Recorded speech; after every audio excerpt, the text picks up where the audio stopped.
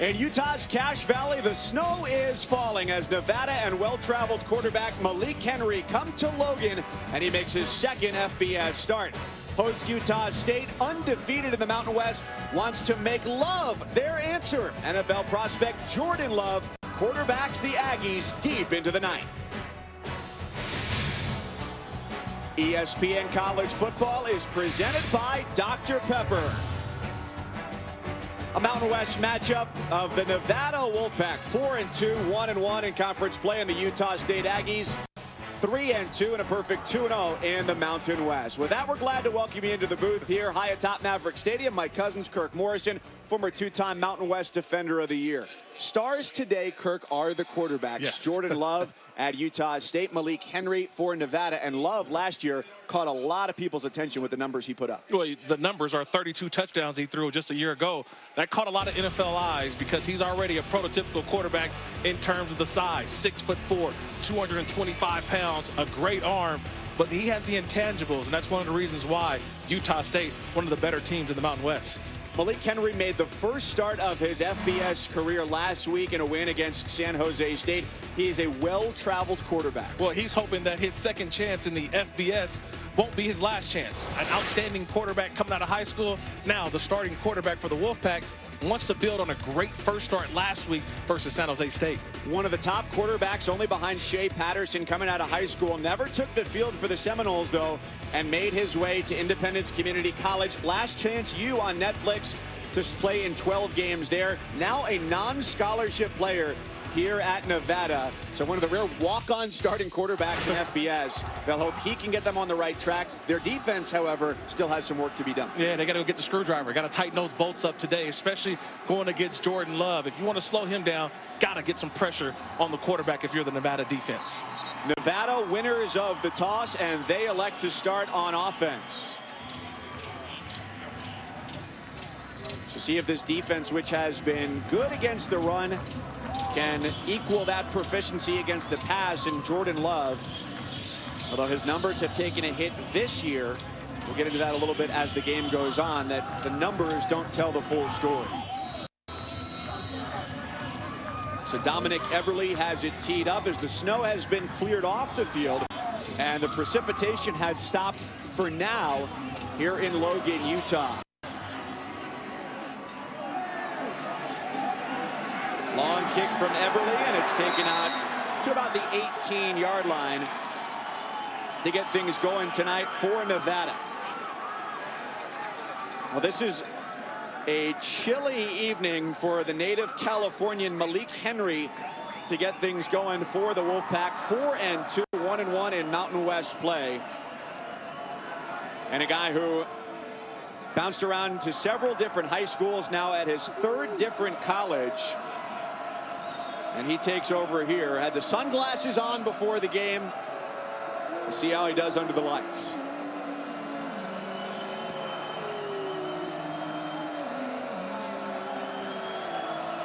Toa Taua with him in the backfield, and he takes the handoff and gets to the 20-yard line. Maybe a gain of a yard as Christopher Unga comes up from the defensive line to bring him down.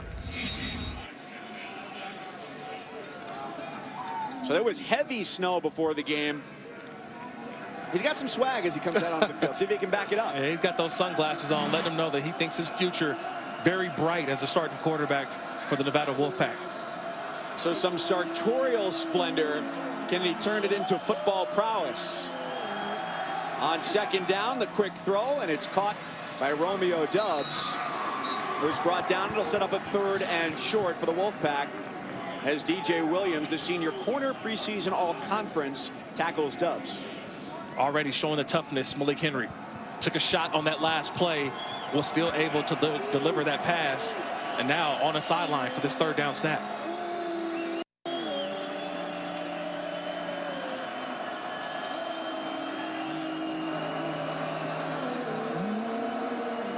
So a wildcat setup on a 3rd down and short. And it's Devontae Lee on the run for Nevada. Big Heavy guy, 5'8", 230, and last week was just his second game in the season after he came off of an ACL and meniscus injury, and they get the first down. Henry coming back in. Yeah, that's all want to. That's all I'm bigger than you, and running over number 3, Troy Leverfeld of Utah State. That's why that first down was made by Nevada. Just big boy football on that third down.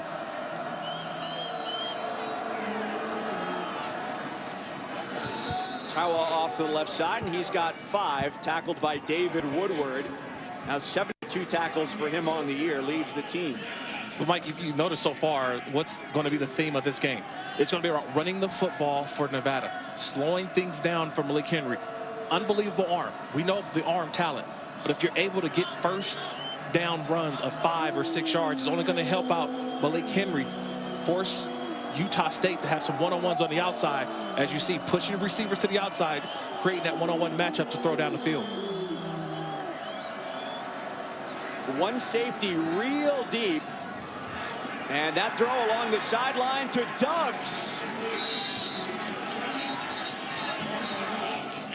There is a flag down back at the line of scrimmage as it sits on the cold turf at the 34-yard line. Yeah, that's going to be offsides, Utah State, and Henry, aware of that, takes a shot down the field. Number 94, defense, jumped in the neutral zone. That penalty's decline. Result of the play is a completed pass for a first down. 29 yards, Henry to Dubs. Did you see the pass? First of all, look at the location of the pass and where it was at. To the outside for Dubs. He goes up, makes a great play, and you're already seeing what so many people saw coming out of high school from Malik Henry. Unbelievable arm, but on that one, great ball placement to the outside.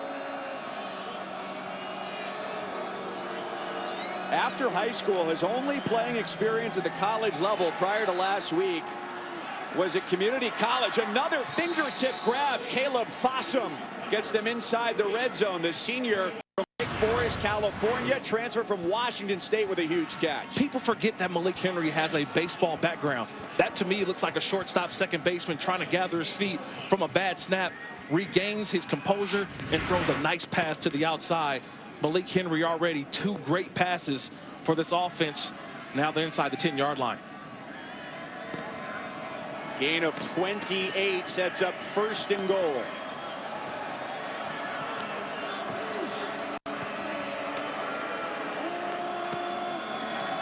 Back to throw. He's got the ability to create action with his feet as well. He throws it out of the back of the end zone, and there's a flag down at the 15-yard line after the incomplete pass. Yeah, they're going to get a hold here.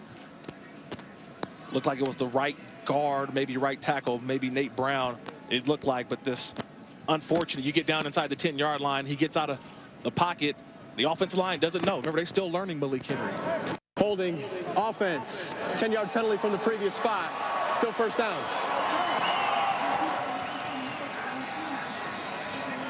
Number 65. 65. So they get Aaron Frost at right guard. It's a spot that's had some rotating starts. Last week it was Gray Davis making his first career start, and at center, Tyler Orsini making just the second start of his career here at Nevada after he transferred from Ventura College at the junior college level. You get a nice drive going, you get inside the 10-yard line, then the holding penalty. And remember, this offensive line, like you mentioned, has been some shuffling, Mike, but then also with Malik Henry, he likes to get out of the pocket a little bit. And Utah State's very aware of what they call the happy feet from a quarterback. If he doesn't see his first read there, Malik Henry likely to take off. Utah State well aware of it. Jay Norvell, his head coach, likes him because he's a combination of the other 2 guys who have started this year, Carson Strong and Christian Solano. The best of all those attributes. Here he gets outside the pocket, has plenty of space to run inside the 10, and hit and taken down short of the goal line. He's stopped at the 1 by David Woodward. I think he scores a touchdown if he really commits to it. I mean, there was nobody there, and he takes a hit at the end, but I think at this point, when there's nobody around, just tuck it and go.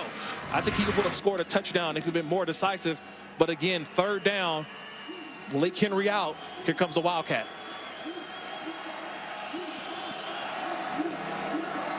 Devontae Lee set to take the snap. There's movement along the line. The Aggies pointing at the Wolfpack offensive line. False start. Number 31. Offense. 5-yard penalty. Still third down. It's the tight end, Reagan Roberson. That's 2 penalties, right? This drive. Inside the 10-yard line. You're on the road against a good Utah State football team. And now 2 penalties, a holding and a false start, now have pulled you pretty much out of territory in which you can run the ball. Now look for Malik Henry now. False start there at the bottom of the screen. But watch Malik Henry try to find where's his matchup that he wants. 3-by-1 set, 3 receivers up top. Cooks at the top of your screen, a big target at 6'4". He looks that way, throws to the back of the end zone for Cooks. It's bobbled and incomplete. Had he caught it, looked like he would have come down out of bounds anyway. And now it's 4th down. I think it's a bad read here, Mike. He goes to the back of the end zone, but I really thought Malik Henry had Romeo Doubs on an underneath drag route. He was the flank receiver at the bottom. He was coming all the way across. He would need a little bit more patience in that, but maybe a nice catch and run and allow Romeo Doubs to catch it and race to the pylon. I think just a misread on that last one by Malik Henry.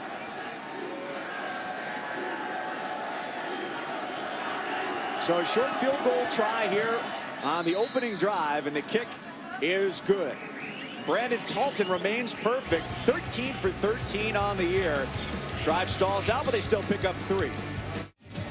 Savon Scarver, 101 yards on kickoff return for the touchdown. The junior from Las Vegas has the hot hand to start the night for the Aggies. Well, that's the one thing that if you're Nevada, you have to think about, do we kick the football off to Savon Scarver, one of the best in the country. And this is just basically what we call left return middle, where you're going to start left, but come back to the middle. It's blocked up perfectly, and Scarver just showing you the athletic ability, the speed, and crossing the finish line as if he just won the 100-meter dash. Outstanding return to start the game for Utah State and Savon Scarver. It doesn't come as a huge surprise given the number you just saw, 5th of his career. And they also lead FBS in kickoff return yardage overall, 33 yards a return on average for Utah State.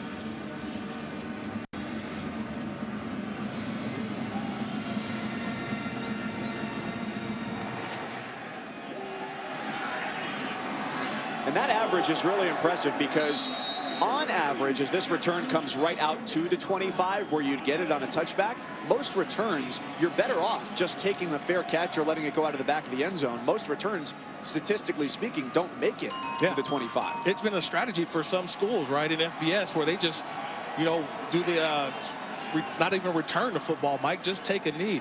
They put the hand up and say, we'll just take it at the 25. But when you have a weapon like Scarver, you just allow him to let his athletic ability take over and go. Malik Henry on the opening drive for Nevada, 3 for 4, 65 yards. Had a couple of big completions and some success handing it off to Toa Taua, the sophomore out of California. Last week, he became the first Nevada back to run for more than 100 yards in a game this year. He went for 160. That's a great point, Mike, because even though that Utah State just delivered a punch, you still have to stay within the game plan if you're Nevada. And that's going to be running the football, shortening up this game, keeping Jordan Love, quarterback for Utah State, on the sideline. I think that's the game plan for Nevada. Pocket collapses, and Henry goes down.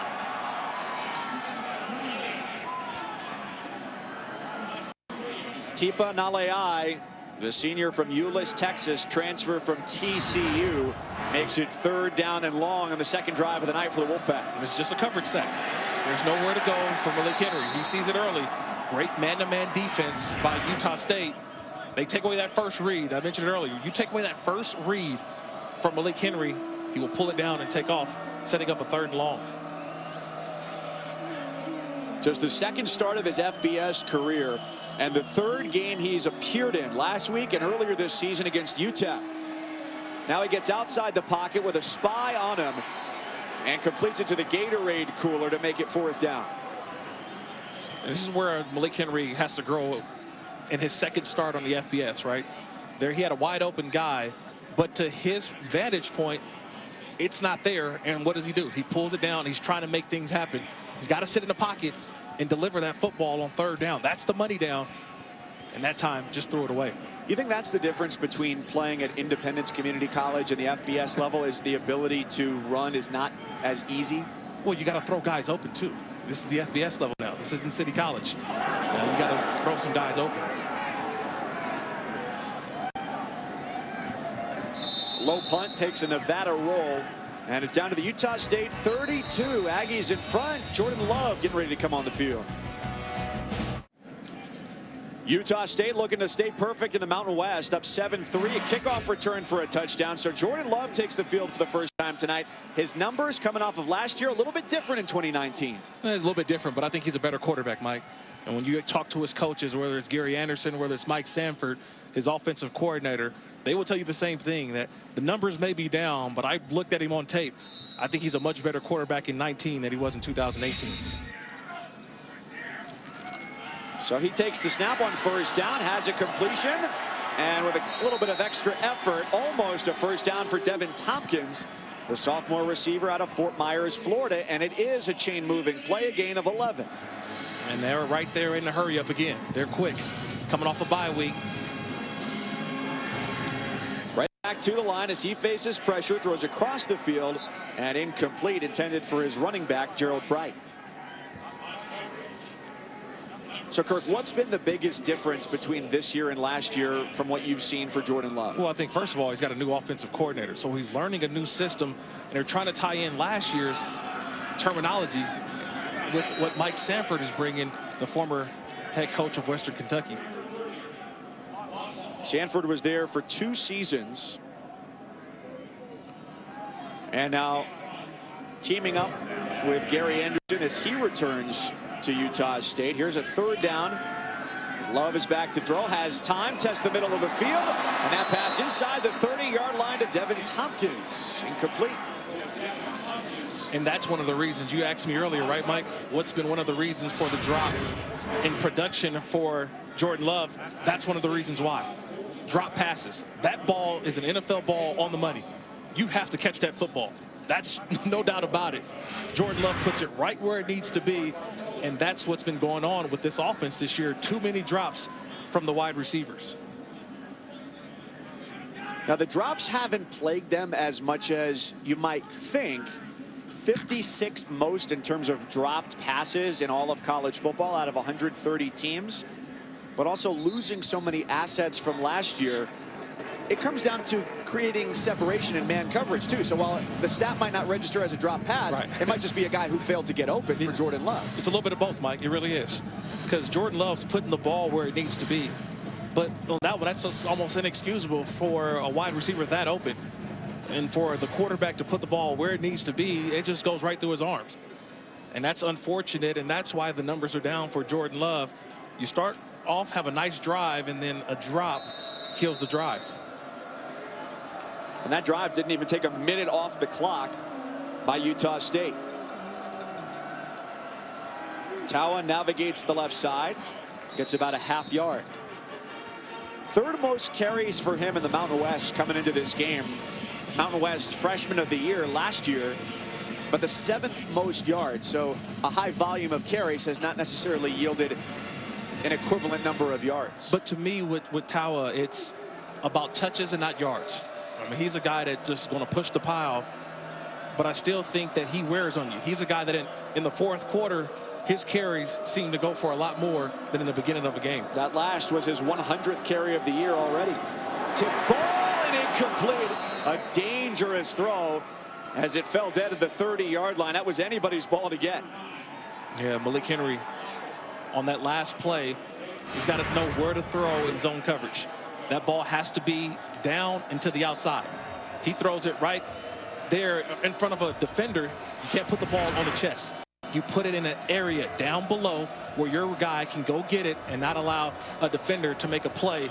Almost a costly, could have been costly for Nevada.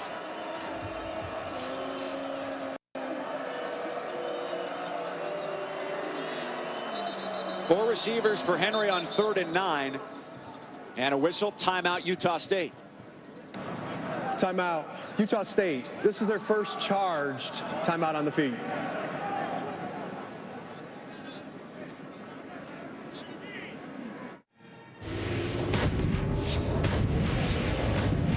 ESPN, home of the college football playoff. Mike Cousins, Kirk Morrison. It's 3rd and 9 for Nevada. What do you see here, Kirk? Well, I think when you look at Utah State, they're going to bring pressure. They want Malik Henry to get rid of the football fast.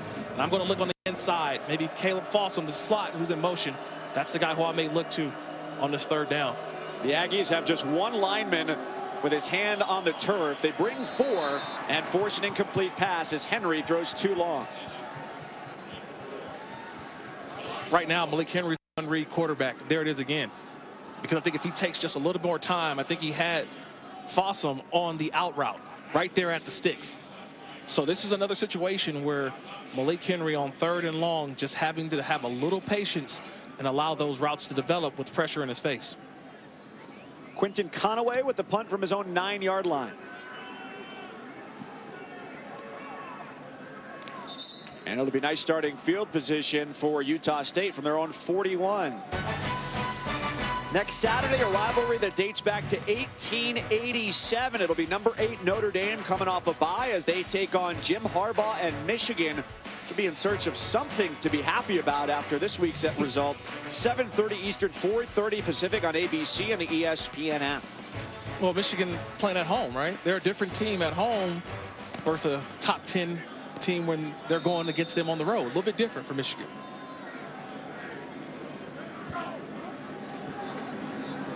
Saw Gerald Bright at running back on the first drive. This time Jalen Warren gets the carry. Ball comes loose at the end of the play, and it's picked up by Nevada. The Wolfpack have it and going the other way. Verdale Robbins scooped it up. It looked like it was going to be about a 9-yard run for Warren on first down. And instead, after a punt one play later, the Wolfpack take over. In Utah State, they've been waiting for Jalen Warren to get back into the lineup. They held him out of the LSU game. They think he's one of the better backs. But already putting the ball on the ground, and this goes to show he has not been out there for much. Only 50 carries on the year. Having that time off and getting back to contact again. From the looks I see from up here, it looks like that ball was out. A fumble on his first carry of the game. Transfer from Snow College down in Ephraim, Utah. Swing pass on first down. Fossum gets nailed, and there's a flag at the end of the play. The illegal formation, Nevada. Not enough men on the line of scrimmage. That's what happens when you try to move fast. Illegal formation. 5 players lined up in the backfield. Offense. That penalty is declined. Result of the play. 2nd down. So this is what happens when you try to move fast. Nevada realized that, hey, possibly that play could have been reviewed. What they do, hurry to the line of scrimmage. They try to snap the football. Not everybody's on the line. Illegal formation cost themselves 5 yards. Got to be either on the line or over the line of the belt of the center to be considered on the line of scrimmage. So after the penalty, see if they can get something going here. 2nd down and 14 after the last 2 drives have resulted in a 3 and out.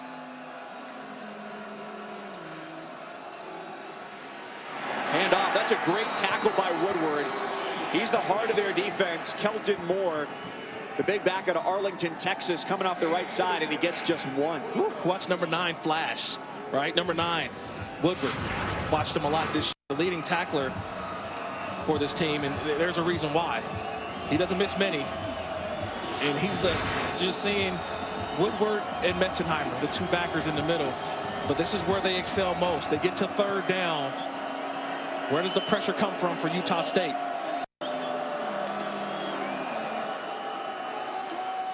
Henry throws deep down the sideline, and it's tipped away. Dubs nearly had it, and it's broken up along the sideline. Shaq Bond tips the ball away.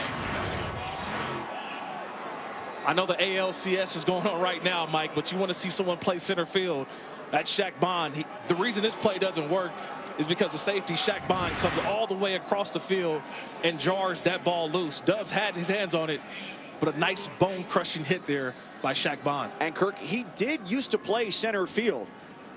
He spent 2 seasons playing baseball at Lincoln Community College in Illinois, where he was a center fielder. So position he knows well on both the diamond and the gridiron. Conaway's punt turns sideways and into the end zone for the touchback with 4:40 to go here in the opening quarter.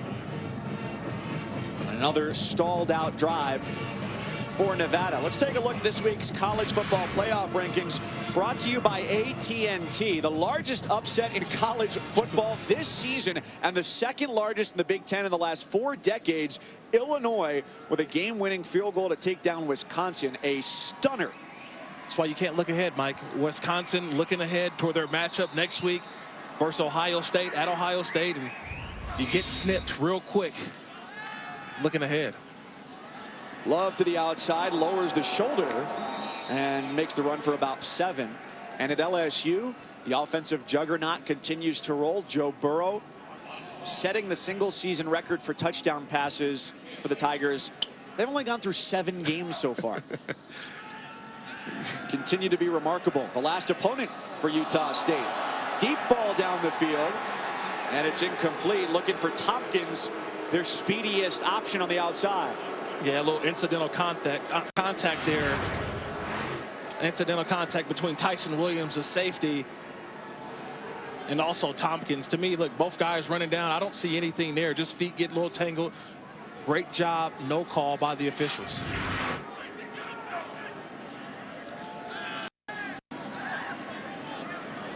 Love's throw too long. Looking for Tompkins again. So these drives have been quick. In the first quarter, Utah State has not had the ball for even 2 minutes yet, and they keep going off the field. Yeah, 3 and out. And remember, the first drive really was one in which, you know, Tompkins dropped the football. It was wide open. And then now you have a couple plays there, incidental contact and an overthrow. And if you're Nevada, this is what's giving you confidence. You come in as an underdog, you get a turnover, you get a nice little drive to start the game, and now you're getting the football back. Dubs the wide receiver, back to return. He lets it go. Down to the 21. It's not every year these teams get to square off in the Mountain West. So we'll go back to 2016, where through the third quarter, Utah State had a comfortable lead, but Nevada cuts the Aggies' lead to 1 possession after multiple Utah State mistakes in the second half. Final drive of the game, Wolfpack score, 5 seconds left. Your final score in the game, 38-37. Now, this week, point spread wise, Nevada is the biggest underdog in any Mountain West game. Still one later tonight, Air Force visiting Hawaii. Do you think the cold weather changes anything in this one? There's a nice completion across the middle to Fossum. Does it benefit anybody one way or the other? I think right now, no. This is a rivalry game. The one that you mentioned doesn't happen every season. But when Utah State and Nevada wrangle. Player downfield, number 67, offense, 5-yard penalty from the previous spot. Still first down. It's another unforced error. Gray Davis, the offensive lineman. Another unforced error if you're Nevada. And I mean, that was probably the best meat read by Malik Henry so far. He looked right, came back to the middle, and had an open receiver, but it's all for none because of the penalty. Negates a 20-yard catch and moves them back inside 4 minutes to go in the opening quarter. 1st and 15.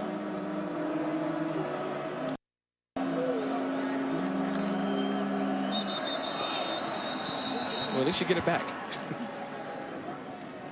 Looked like Devin Anderson along the defensive line. Offside, number 91 with contact. Defense, 5-yard penalty, still first down. They got the senior from Baltimore. I've always said this, Mike. How does the guy over the ball jump offside? I've always asked this question. It's right in front of you. The ball's right in front of you. You should never go across the ball. I mean, go across and make contact with the center if you're the D tackle. The ball's in front of you. Back where they started, 1st and 10.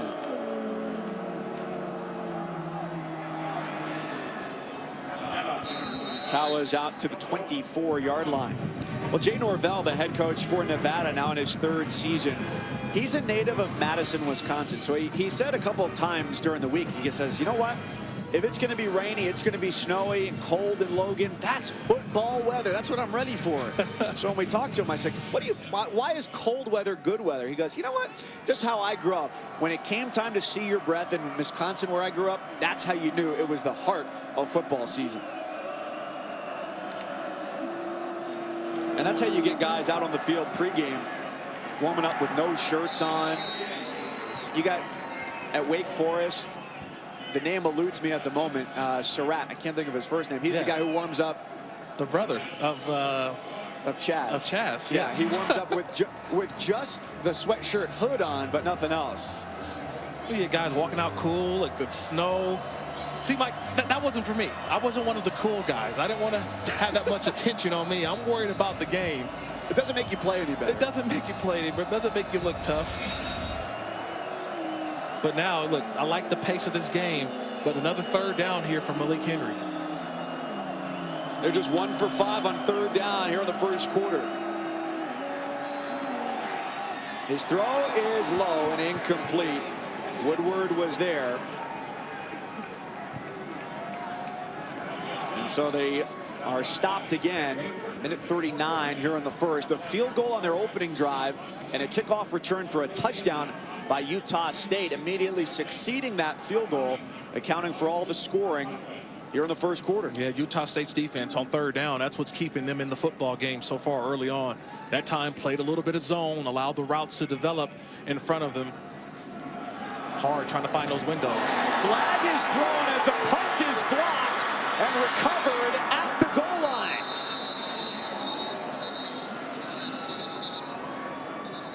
So hold everything with the flag thrown. I think Mr. Scarver left just a little bit early on the block. He already returned one for a kickoff return for a touchdown, but I think Scarver left just a little bit early. Offside, number 11, defense jumped into the neutral zone prior to the snap. 5-yard penalty, still fourth down. Trying to be a special teams maestro both ways. Well, we saw him earlier when he crossed the goal line for a touchdown. He went across as if he was a track runner. This time, he just jumped the gun, right? False start. Just a little bit early there. Got to hold your water.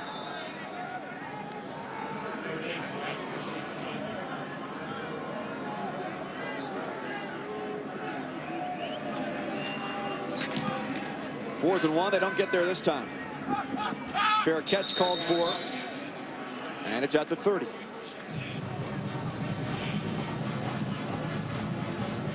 Utah State so far, 3 drives, 53 seconds, 11 seconds. That was a fumble. And then 45 seconds. Total time of possession, a minute 16. But their identity is to go fast.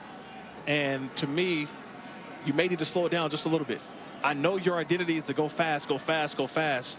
And they're coming out of a bye week. So this still could be the scripted part of their offense right now. But when does Mike Sanford, offensive coordinator, go off script? Because it may be time for them to go off script a little bit just to get into rhythm. Well, that was an interesting part of our conversation yesterday here at the football complex. He said, you know, a good portion of our game plan is scripted. I said, how much? He said, well, a good portion.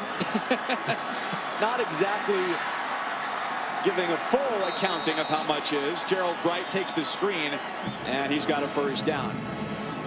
But that's all an intuition thing for Sanford, former Boise State quarterback, offensive coordinator at Notre Dame, head coach at Western Kentucky, and now in his first season here.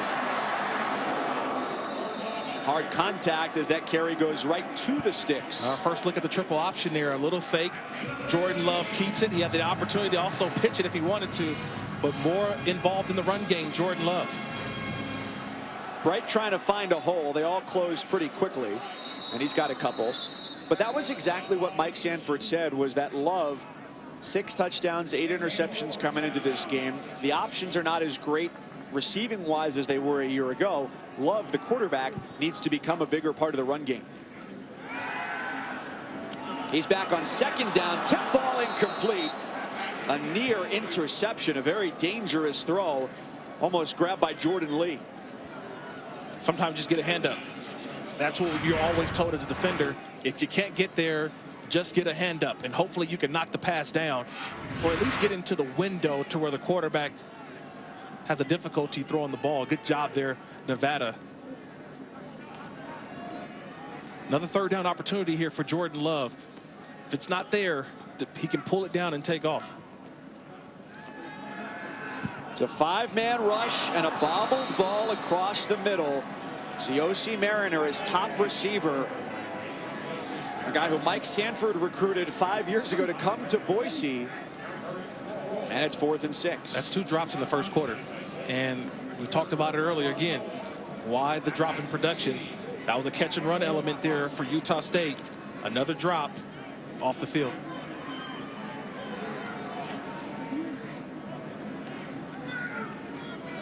Caleb Fossum back at the 10, waiting for the punt.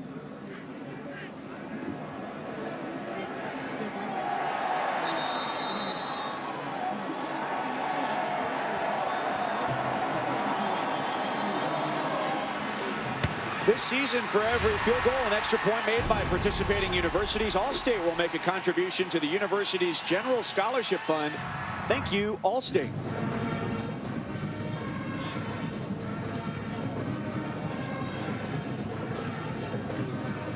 A chilly night for those assembled, packed tightly in here to Maverick Stadium, celebrating its 50th anniversary.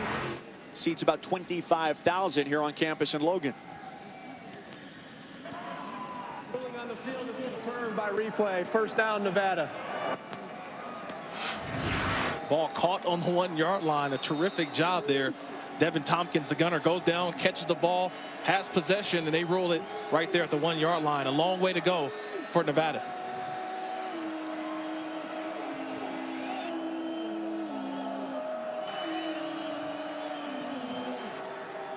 Henry from the end zone. The handoff does not get to the goal line. And a safety as Justice Tay penetrates into the backfield and gives Utah State 2 more.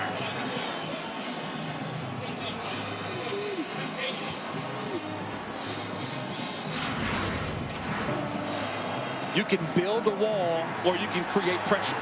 And that's what Utah State does. They just bring pressure. They bring the house. And that play just never looked good from the beginning, Mike. Just never. And look, Tawa, look, good running back. But when he's going east and west, you've done your job as a defense. He's a north and south runner. Once he starts going to the sideline, the troops, you rally, put the 2 hands over your head for a safety. And that's probably the spark now that Utah State needs to get their offense kick-started, to get some scoring going. It's an interesting play call, considering that one of the things Jay Norvell said during the week was that they had questions specifically about center and their offensive line. Center and right guard, they've rotated over the last couple of weeks to make that call in that position on the field. Well, see, this is what hurts a lot of teams, Mike, that traditionally run their offense from shotgun. What if we see in different leagues, whether you're in the NFL, you get backed up all the way to right there around your 1-yard line, you go up under center, you snap the football, and you QB sneak. Just get some breathing room. And this is where, you know, a lot of teams in FBS run out of shotgun, quarterbacks not taking the ball under center, and that's the results that you get. So Scarver already 101-yard kick return for a touchdown on the ledger tonight. Takes this from the 18-yard line. Best kickoff return average in college football right here at Utah State. Late flags coming in, 2 of them after the tackle was made.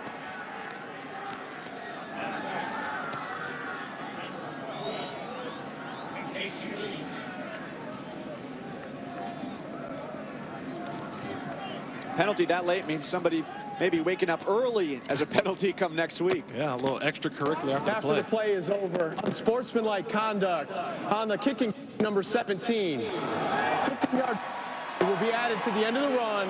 Automatic first down. That number 17 charged unsportsmanlike conduct foul for the game. And a second merits an ejection. It's just not needed, right? You're controlling the football game right now if you're Nevada, regardless of what the score says. But you're kind of controlling time of possession. You've got a little bit of momentum. And that play now puts Jordan Love in the Utah State offense right near the 50-yard line. And just 1 second on the clock in the first quarter. Yeah, and I'm trying to take a look up top. I got a wide receiver one-on-one on the outside. I take a shot at the end zone if I'm Jordan Love. Sends Warren in motion. A very healthy pocket and a deep shot down the middle of the field. A diving try. It's incomplete. A beautifully thrown ball and just off the fingertips. And the first quarter comes to an end. Yeah, I saw it. No safety in the middle. And Jordan Love, he saw it as well. Not the first quarter that you probably wanted if you're Utah State. But this is what we talk about, a rivalry. Wolfpack, Aggies. Second quarter coming up.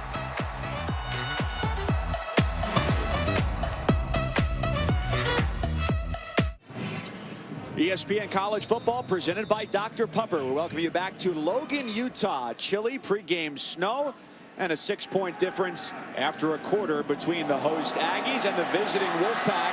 Jalen Warren, who fumbled on his first touch of the game, gains about a dozen there as he comes out of the backfield, and they are into Nevada territory as the Aggies come off a bye week. Yeah, they're happy to have Jalen Warren back, I tell you that. A little bye week to get him healthy. And swing pass the other way. That ball is loose and whistled dead. It's a good call, an incomplete pass. Possession was never gained by Devin Tompkins. That's just a great read. Shaq Bond again. He's had an earlier hit, and that time again, he's just lining these receivers up. He sees it, he attacks it. Great job by the safety. Boyd, he's having a nice little game so far.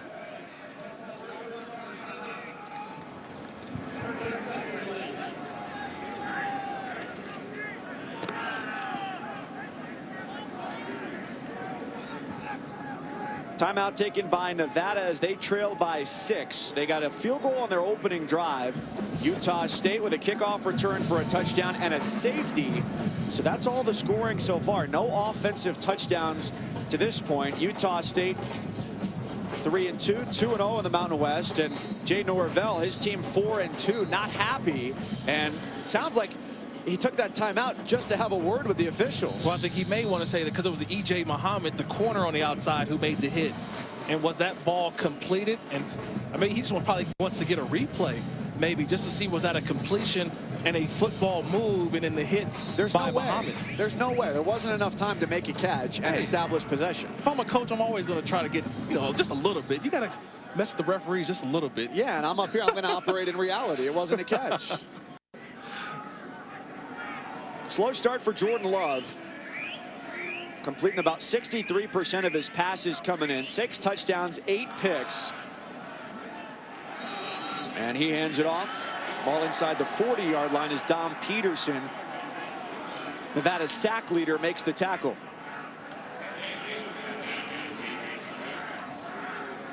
Third and 8.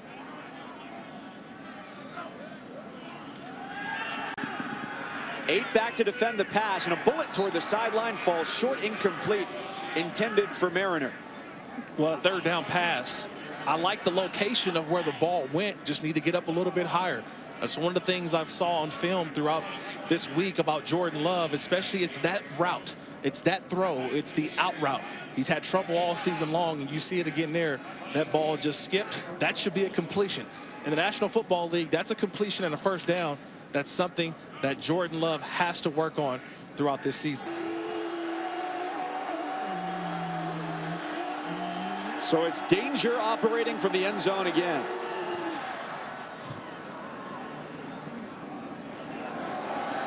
Low punt returned across midfield and to the 34-yard line by Jordan Nathan.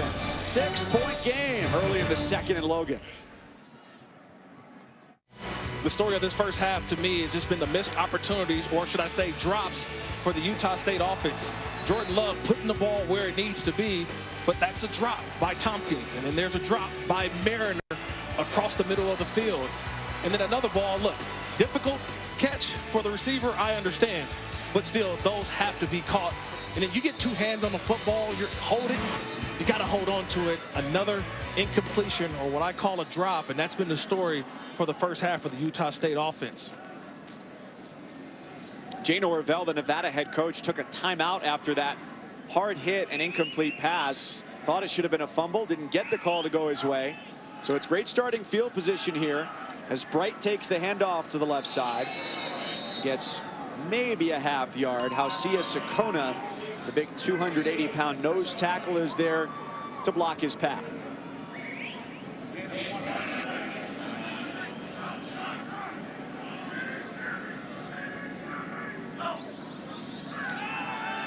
Empty backfield for Love, all sorts of time. He takes off, flicks the wrist, has a first down and then some inside the 20-yard line for Savon Scarver.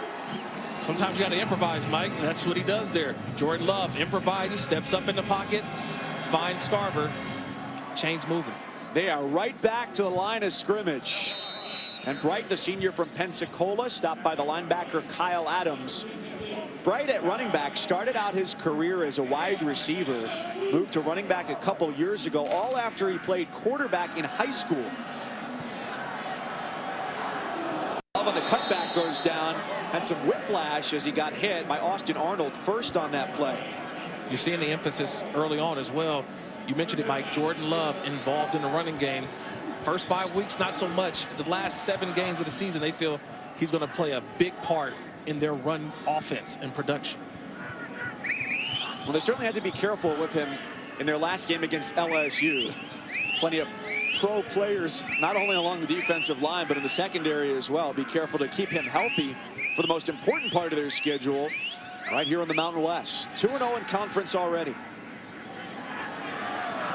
Love's on the move, his eyes trained downfield the whole time. And on third down, he throws it away. That's smart. That's smart. And he's 0 for 5 on third down, but that's smart. That's a smart play. There was nothing there. Not force it, not throw across your body, not throw one up, almost like a Hail Mary. You got a good field goal kicker. And like offensive coordinators and coaches say, as long as each drive ends in a kick, we're fine. And this one is a field goal opportunity. So it's a try for Eberle from 30. Originally from Germany, his family moved to California, Redondo Beach, when he was 14 years old. Highest scoring kicker in Utah State history. This one with plenty of power is good.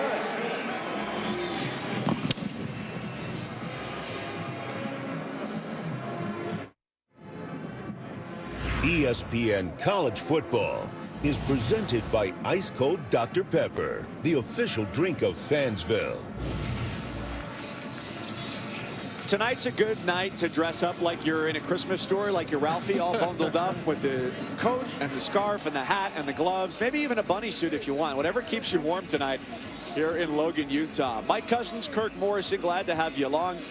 Gary Anderson's Utah State Aggies, a perfect 2-0 in Mountain West play. Nevada at 1-1. First time these teams see one another since 2016.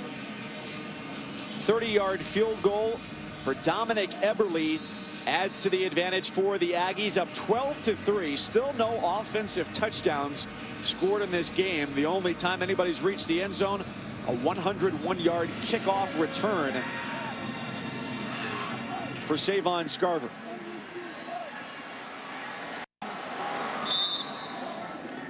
So you've seen Malik Henry making his second FBS start, former Last Chance U quarterback at Independence Community College in Kansas. And it's never been now in the third year of the Jay Norvell era in Reno, Nevada, just one starter every year. Go back to 2017, had Ty Ganji make a majority of the starts, and last year. But this year, Carson Strong, Christian Solano made the start against UTEP. Strong comes back, and then Henry delivers them to a win against what has been an impressive San Jose State team, taking on San Diego State tonight. And it's start number 2 of the FBS career of the junior Malik Henry. Not on scholarship, by the way. And there's no way to verify it unless you actually went through all 130 teams to see who's starting a walk-on at quarterback. But we've got to imagine the number's not very big. But I think that's a great point, though. Him not being on scholarship, he's had to earn the trust of Jay Norvell. And it's actually his entire team, this Nevada team. And so far, they said he's passed with flying colors, just finally buying in to what they're doing offensively. Henry felt pressure, threw off his back foot. It's incomplete. It brings up third down and long.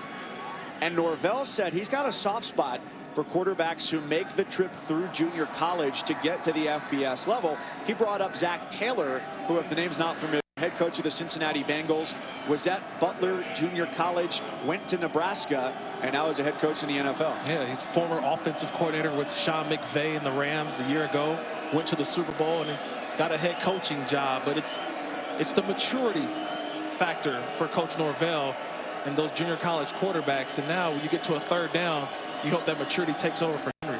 Two safeties real deep here. A short throw across the middle looking for Dubs. Rolls dead past the 50-yard line. They got a flag here. Looks to be pass interference on the other side of the field. Was that on offense or defense? I'm trying to figure out. It was just a soft flag on the other side of the field, nowhere near where the ball was thrown. Referee tonight is Michael Vandervelde. There is no foul on the play. It's 4th down. Well, that continues a string of failed third down conversion attempts. 1 for 8 for Nevada, 0 for 5 for Utah State. And what does that tell me, Mike? That both squads are not winning first and second down. You got to get back to the run game. Too many third and longs and these opportunities and where the quarterback's not having enough time to get the ball off. They're actually finding a nice window to throw the football. Got to win first and second downs. Both sides not doing it so far. Conaway zips that punt to the 30-yard line. 10:03 left before the half. Utah State the lead in the ball.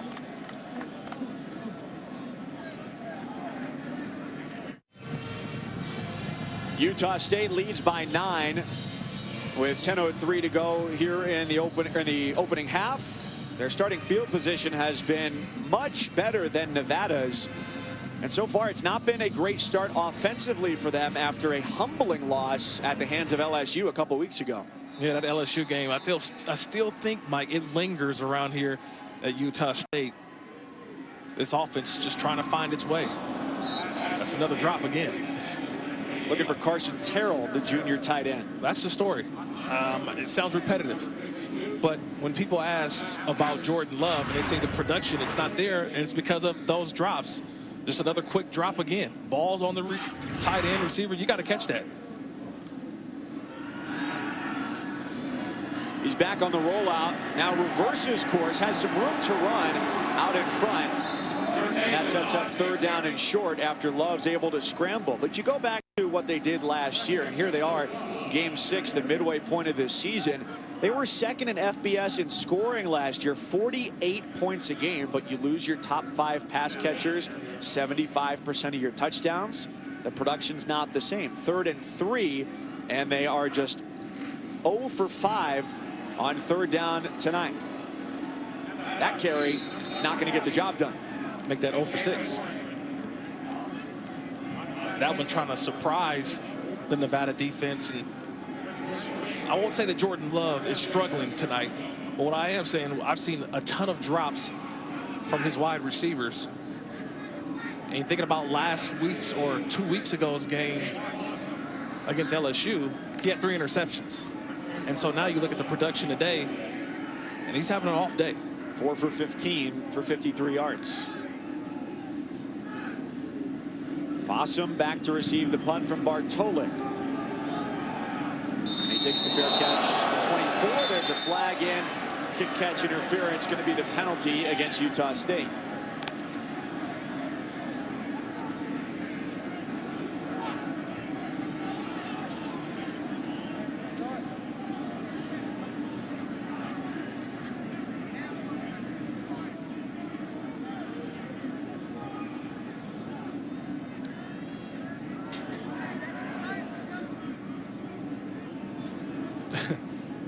Probably pretty easy. 17. Looks like Taylor Compton came in, made that hit after the play. He's got to know when it's over. Personal foul, unnecessary roughness on the kicking team, number 47. 15 yards, automatic first down. Correction, that foul's on number 17.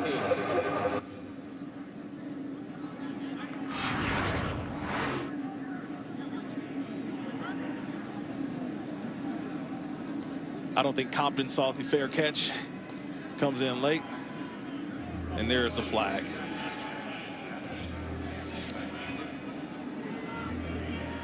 And you know what?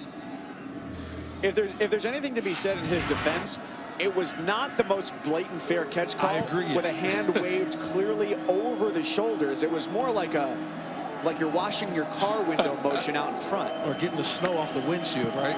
Not that you know about that. Not at all. Pre-game snow here tonight in Logan. Cleared off before the game got started. Tawa gains 1. Going back to that fair catch call, I mean, the fair catch signal again. I don't know, Mike, if this goes down in the best way to do it. Yeah. I don't know. It was kind of been. He's moving around. I think if you stand in one spot and you wave the hand, it's a little easier to see if you're a defender running down. A little hard to see when a guy's moving when that hand goes up. Yeah, by the letter of the law, the hand should be over the head to make it a clear and obvious motion. But in the name of player safety, you certainly understand why that flag gets thrown, especially how late that hit was. And how low it was. But here again, Mike, first down, second down, and now 3rd and 6 again.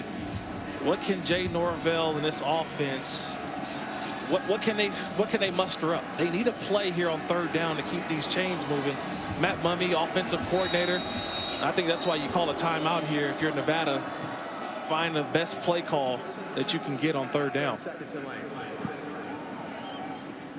Teams tonight, a combined 1 for 14 on 3rd down. The 1 belongs to the Wolfpack.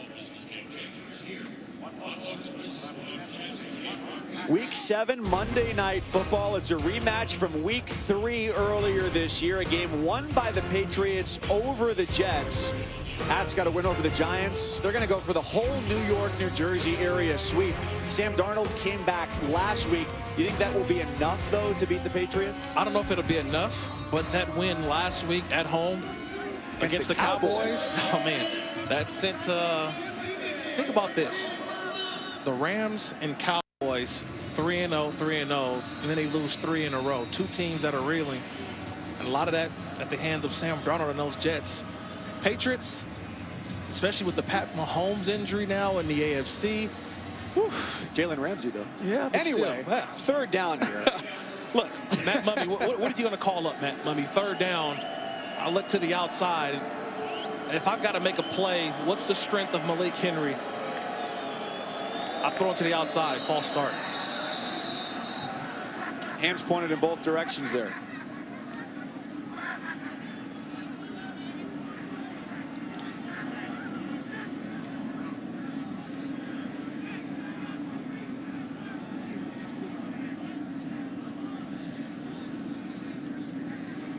Who's the guilty party? Number 72, offense, 5-yard penalty, still 3rd down. The left tackle, Miles Beach, who moved out there, started the season at left guard. Yeah, watch the rocking chair, Mike. I don't know if you have a rocking chair at home, but this is what it looks like when you're in a rocking chair. You kind of just move back and forth. He tried to hold that core strength, just let him down there, Miles Beach. But another 3rd and long now, 3rd and 11. Watch the pressure again from the star, that nickel.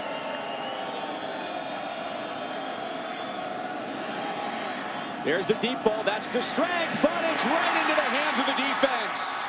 Intercepted and taken away by Shaq Bond. The former junior college baseball center fielder is wrangled down at the 40-yard line. And that's where the play comes to an end. There is a flag late after Aaron Frost made a violent tackle.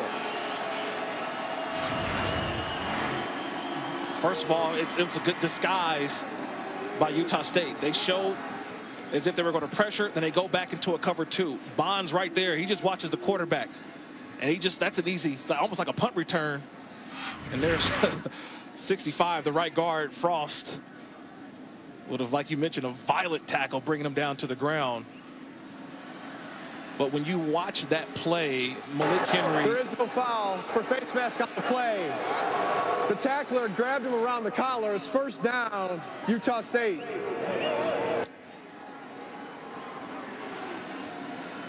It's a nice play by Bond again, like I mentioned, but it was Malik Henry for just throwing it up for grabs. Should have never made that throw, but at the end of the play, that's a hard tackle by Aaron Frost. There's a lot of force to it. Yeah, that's 6'5", 290, throwing 5'10", 195 around. I think Aaron Frost is going to win that battle every time. So a turnover apiece. Henry's interception. Jalen Warren has fumbled for Utah State. Slow start because of plays exactly like that, as Love is now 4 of 16, and Rep becomes the second tight end with a drop. That's another drop. And so I don't know if our producer Paul Irvin back there in Charlotte can hear me, but we need a drop meter, because that's been the theme so far. It's been drop after drop, and that's why this offense for Utah State has not been in sync. No positive plays because of the drop. Second and 10. Show blitz from the outside, and a modest gain for Bright as he gets 2 coming up the middle. He had a huge game earlier this year. Career day highs in both carries and yards against Colorado State. 36 carries for 179 yards. It's 3rd and 8. Can they convert on a 3rd down for the first time tonight? There's open space. Is there enough room? Yes, there is for Jordan Love. If not through the air, he says, I'll do it myself. And that's one of the plays why there's 2 to 3 NFL scouts in here every single week. Some for the 2nd and 3rd time because of number 10, Jordan Love, with plays like that.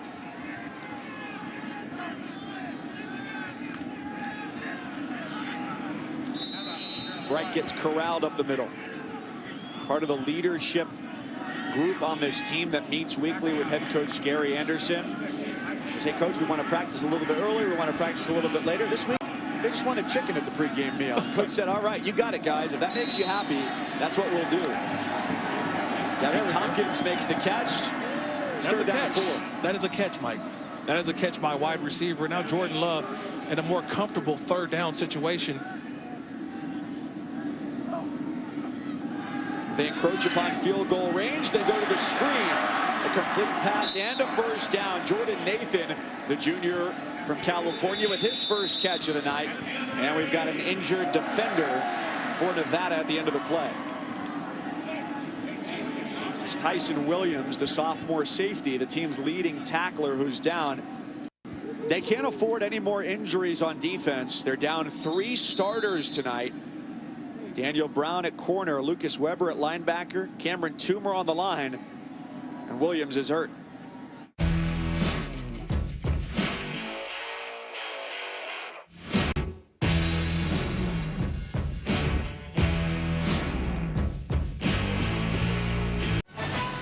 Michigan fell to 5-2 today, a valiant effort as they fell to Penn State, now 7-0, so they turn around next week. Oh, it gets a lot easier. Notre Dame, 7:30 Eastern, 4:30 Pacific at the Big House on ESPN and the ESPN app. Where does Notre Dame move with Wisconsin losing today? That may be, they may move up a slot or 2, Mike. After Georgia last week, Wisconsin this week, it only gets more interesting with the college football playoff race heating up. 5:47 here before the half and counting. Utah State up by 9 over Nevada and driving. 1st down and 10 inside the 15-yard line. Love looks across the middle. The pass is complete to Caleb Rep for the Aggies touchdown.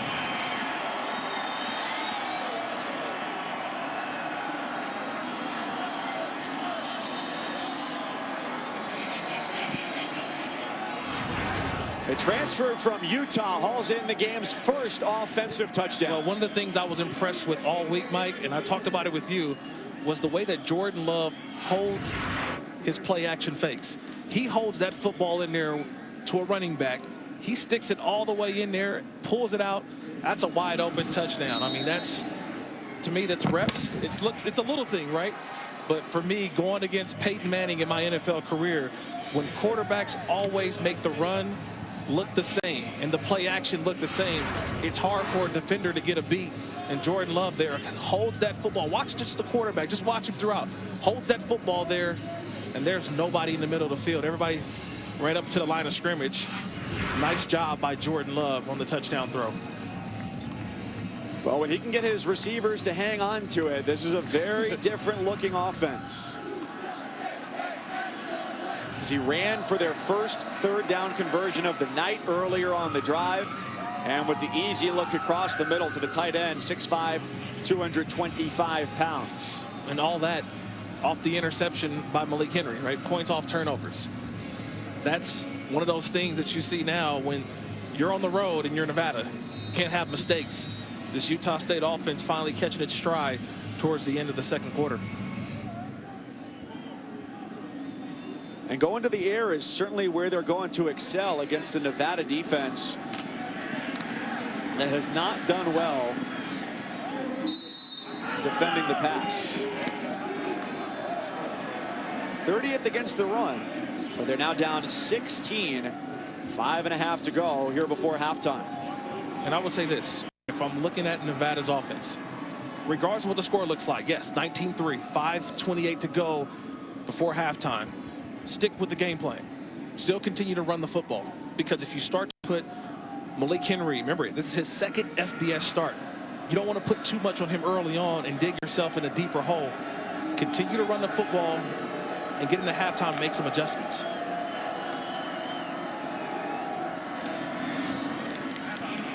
For Nevada, it's been the first drive and then everything else. They got their 3 points on that opening drive. They went 75 yards, had a couple 20-plus yard completions from Henry. Their last 8 drives, though, they've gone 3 and out 6 times, a safety, and the interception on the last drive for Henry, the junior quarterback. So they do stay faithful to the run, and it'll be third down about 1.5 yards. See, I like this. You won first down and you won second down. Now you get in a situation where you're third and short, and I hand it to Tawa again, 35, the running back. Now he goes out of the game. You bring in Devontae Lee, but he's still 5'8", 230 pounds. Stick with what you're doing, the run game. Get you a first down, get you a little breathing room. I like the way this offense is moving on this drive.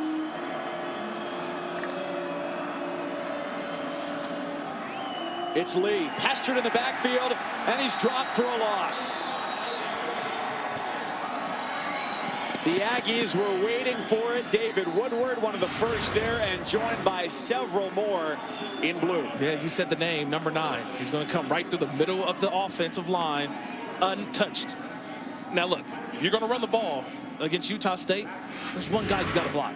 That's number 9, David Woodward, the leading tackler.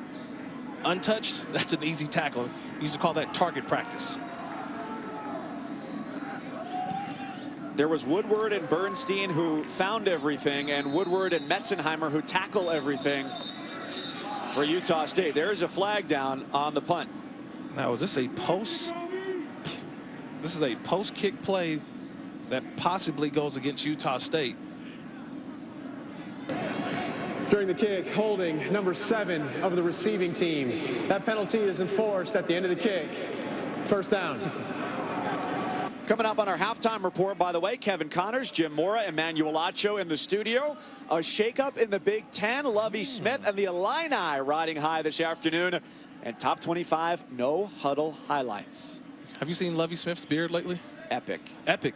That's a nice salt and pepper beard right there. Hopefully mine grows like Lovie Smith's one day, but that beard is nice, and I think, matter of fact, all the pepper may be out of it. Just a salt beard. Straight Santa Claus, but man, Santa Claus smiling bright over in Champaign, Illinois. Great certainly victory. Delivered gifts today for his team and for a fan base that was looking for a big win, as it had been quite some time. And on homecoming, they got their first win against a top 10 team more than a decade ago, knocking off number 1 Ohio State. Jalen Warren fumbled on his regained some trust. He's out to the 30-yard line as we approach 3.5 minutes before halftime. Utah State is on the move. Their average drive tonight has been under 2 minutes, but they can score here. They also get the ball back to start the second half. Ball tumbling toward the ground, but a diving grab by Tompkins. He's got it, and they're going to get right back to the line of scrimmage and keep this drive chugging along. You see the quick release by Jordan Love. 15 yards there, and a burst up the middle for Warren. He escapes an arm tackle, and he's brought down from behind the 30-yard line by Lawson Hall. That's just a great block by the center. Dimitri Alafua. Nawach is just doing a great job of sealing and gives Warren the open lane. He got 25 on the last carry, and he stopped at the 16-yard line for a gain of 15. So 2 rushes, 40 yards into the red zone for Utah State. Warren falls to the ground at the 15-yard line. Got tripped up. He may just be out of breath after those last couple of runs. There was a reason why Mike Sanford, the offensive coordinator, was smiling yesterday at us. He was excited to get Jalen Warren back with this offense. He said they're a different offense when 20's out there on the field. Love's got some time now, flushed backwards, throws off balance on the run and out of the back of the end zone, incomplete. Well, Warren, the running back, was hurt against San Diego State. They held him out against LSU. He's a transfer from Snow College, about 3 hours south of here in Ephraim, Utah. And Mike Sanford, the offensive coordinator, his brother-in-law, Matt Mitchell, who was his quarterback's coach at Western Kentucky, taken over as the offensive coordinator now at Snow College, says, we're going to take a big hit by losing Jalen Warren. So good for you guys up in Logan to have him on your squad. He's 5'8", 215 pounds, and they feel like he's a total package. Not only is he a great runner, but out of the backfield, getting him the football as well. Throw to the end zone. There's a flag, and the ball is taken away. Verdale Robbins picks it off at the goal line, pending the flag, as Love was looking for COC Mariner.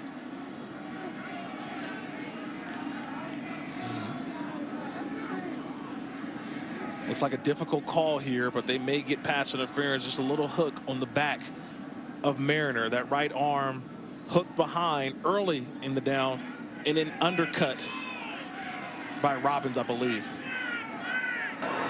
There are 2 fouls on the play. Illegal formation, number 72, offense. Pass interference, number 1, defense. Those fouls will offset. Replay, 3rd down. Yeah, I think Verdale Robbins a little upset because I think that he feels that that was kind of incidental contact. He's breaking on the football. He thinks he had an interception taken away from him. Back to 3rd and 9. And Robbins getting a bump in the starting lineup tonight with Daniel Brown, their team's interception leader, out tonight with a head injury. One of 3 starters out. Jordan Love, man-to-man at the bottom. Pocket collapses. He drops it off, and it's dropped by Mariner. The throw was behind him, with pressure from Gabe Sewell, the linebacker, making it difficult for Love in the pocket. Yeah, now that one's on the quarterback. We've been talking about the drops of the receivers today, but that one's on the quarterback. That one had to be in front of Mariner. Right before the play, I saw he had man-to-man coverage. Safety goes back to the middle of the field, underneath route. Jordan Love has to put that in front for Mariner. A catch-and-run element, probably could have scored. Eberle on for the field goal try. This from 32, right between the hashes. And the kick is good for Eberle.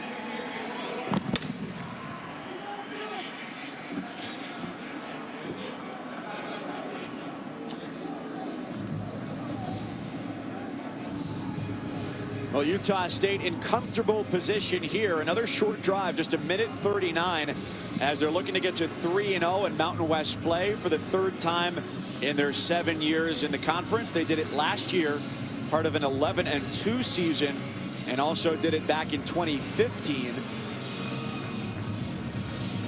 And they're riding a 9-game winning streak here at home at Maverick Stadium as well, where they've played exceptionally well. The numbers really jump out in terms of average scores, where the average score, if you round up, 55-18 in those home games. But I look at that bottom number, all right? The bottom number of that font, 17.7 points per game allowed.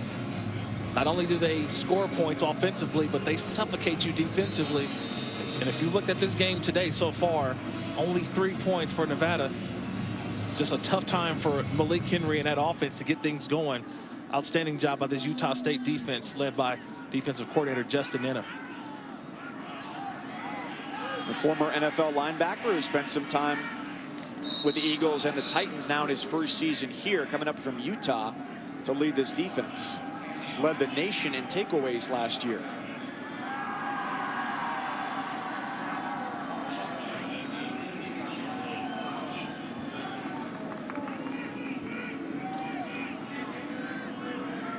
Two-minute opportunity for Nevada, which drove 75 yards on its opening drive.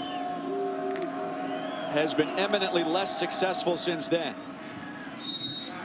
Giving a short pass option there for Henry. Finds Fossum, the transfer from Washington State, who arrived in Reno in 2017. I think that's going to be the adjustment at halftime, Mike. Those types of passes, those quick outs, quick screens, slants, those are something that I think Malik Henry can build on as they take this into halftime. The quarterback just 5 for 15, 66 yards. That's another very catchable pass for Elijah Cooks. And he comes up empty.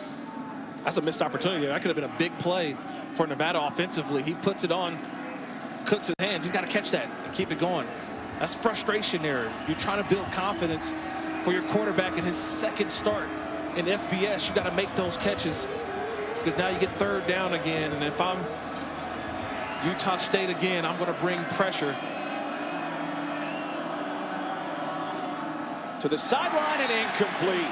Defended exceptionally well and broken up by Andre Grayson, who had that sack earlier that led to a fumble by Henry. That's just, to me, that's film study. That's film study by number 21, Andre Grayson, and great technique. He knows where the first down marker is. So if you need 5, he stands at 5 and waits for the receiver to make his break and then jumps in front of the route.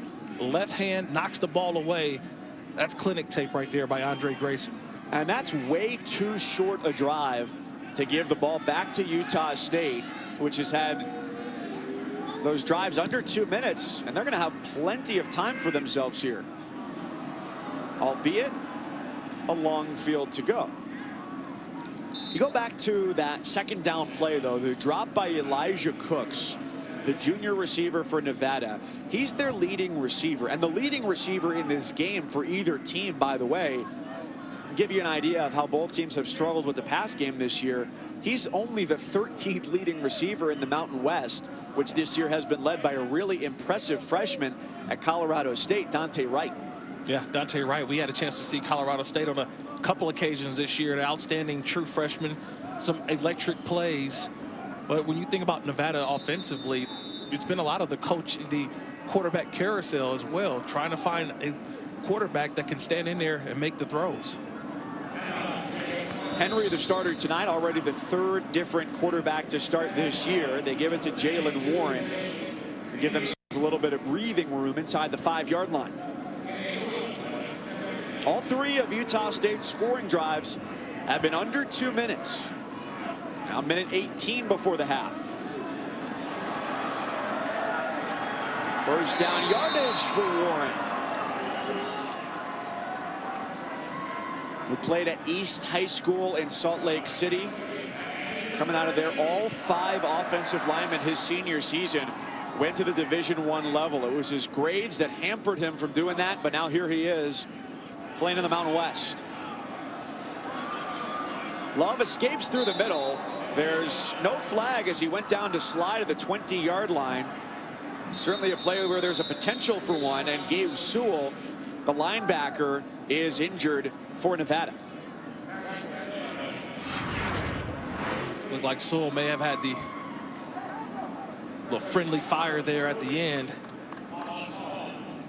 That definitely could have been a possible targeting, and it still could be initiated with the elbow to the head by Sewell. He's the one that's down injured.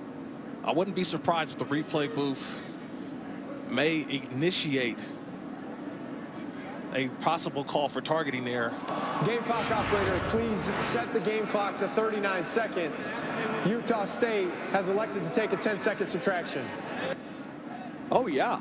That's very surprising that there wasn't a flag for that. And now it's gone upstairs, because when Love slides, he becomes a defenseless player. And if there's any forcible contact to the head or neck, it does not have to come from the crown of the helmet. It can be from anywhere. That's a targeting penalty, and it would result in an ejection and the yardage. By the letter of the law, Mike, what I'm seeing these pictures right now, That to me looks like targeting. All the indicators are there. I even see the launch as well and the contact above the head or neck area. That to me is something the replay booth is looking at, but I don't think they're going to take long to make this decision. So Sewell, the injured player, comes off the field. He's also the one who, if there is a targeting penalty created by the replay booth, would be ejected for the remainder of the game. And remember, too, the one thing that you do see is that the knee of Jordan Love is down. Like, the slide was already initiated, and then he was down. And so you see how late that play happened. I know in real time it looks bang, bang, but when you slow it down a little bit, that to me has all the indicators of targeting. By the letter of the law, what you see here, the bottom part, letter B, is Rule 914. Is he defenseless? Yes, because he slid to give himself up. Is the contact forcible to the head or neck? We think yes. And so that would create the penalty. I was only surprised that a flag wasn't thrown on that play, because just when you watch it, you watch enough of those plays, you understand that most times a flag is thrown. And what the rule book says there is if there is a question of targeting, you throw the flag and let the replay decide. Now they have the ability to create it from the booth. And again, forcible contact, head or neck, yes. As a defenseless player with the shoulder there from Sewell should, according to the rules, be targeted. And look, you want to protect quarterbacks. You just want to protect the quarterbacks, and this is one of the reasons why this rule is in college football right now. After reviewing the play, replay has created a foul for targeting number 7 of the defense. That 15-yard penalty will be added to the end of the run. Automatic first down. Number 7 has been disqualified. Game clock operator, please reset the game clock to 49 seconds, please. 49. But for a defense that really couldn't withstand any more attrition, it gets a little bit worse. Down 3 starters tonight, 1 at linebacker. Lucas Weber out with a foot injury, and they've lost Sewell for the remainder of the game. Yeah, the remainder of this game, and also the first half of next game when they go to at Wyoming. That would be had he been ejected in the second half. Because this is still in the first half, he just misses the rest of this game. That's right, yeah. He was still, it's great clarification, Mike, just because that play, unfortunate for a defense that's already down a couple guys. Long pass incomplete. Tompkins goes across the middle. He's brought in a couple of those, trying to go low to the ground from Love, who's still yet to cross the 100-yard mark tonight. He's 8 for 23 through the air. Coming in, completing 63% of his passes against a defense that allows 300 yards a game through the air and allows opposing quarterbacks to complete 64% of their throws.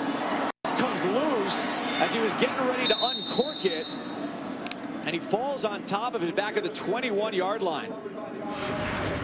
Really dangerous play. Malik Brody making life difficult for Love. Yeah, that time Love is just trying to find, he's going through the progressions, and then that was just a great play by Brody. Comes in, that's a coverage sack.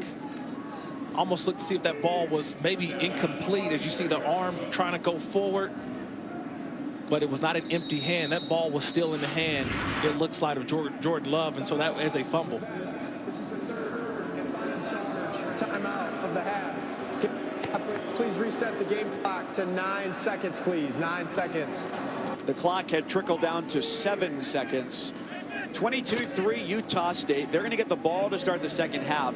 What do you think is going to be the overall teaching point for Jay Norvell at halftime? Well, just for me, it's just our mistakes, right? It's been, for us, what didn't we do in the first half? We've had some drops. We've had some offsides penalties. Just remember lining up in illegal formations, the interception by Malik Henry. It's a lot of things that we've done for ourselves, and then now you're down also Gabe Sewell, who's your linebacker defensively. So it's just really about, look, bad first half for us, but what can we do in the second half? And to me, it's about settling down. Running the football is going to be big for Nevada in the second half. Utah State's comfortable with a 19-point advantage. They allowed a field goal on the opening drive, nothing more.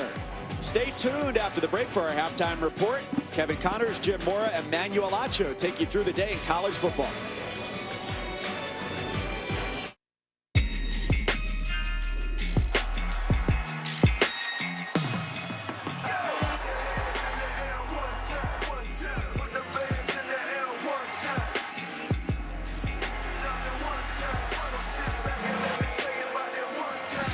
ESPN College Football is presented tonight by Dr. Pepper. We welcome you back to Maverick Stadium in Logan, Utah. A beautiful but crisp night, 22-3, Utah State in the lead. Mike Cousins, Kirk Morrison. We looked at the quarterbacks to start this game. Only fair we returned to that. Neither one's had a stellar first half. Yeah, I think we start with Malik Henry. Obviously, his second start on the FBS level. And for me, it's just been his inconsistency on third down, but also not finding and going through his progressions. He's been a one-read quarterback and take off and run.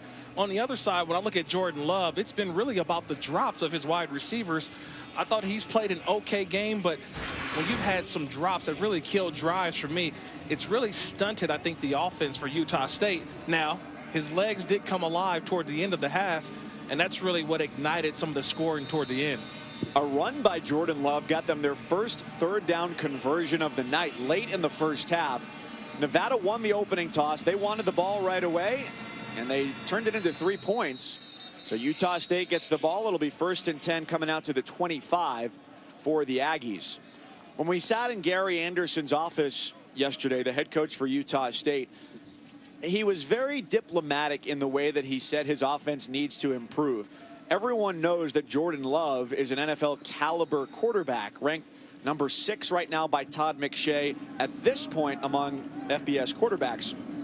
But Gary Anderson said, look, it's the rest of the team that bears the onus for the offense if it struggles. And like you said, with the drops tonight, that's certainly been the case. Looking to his left the whole time, and it's dropped again.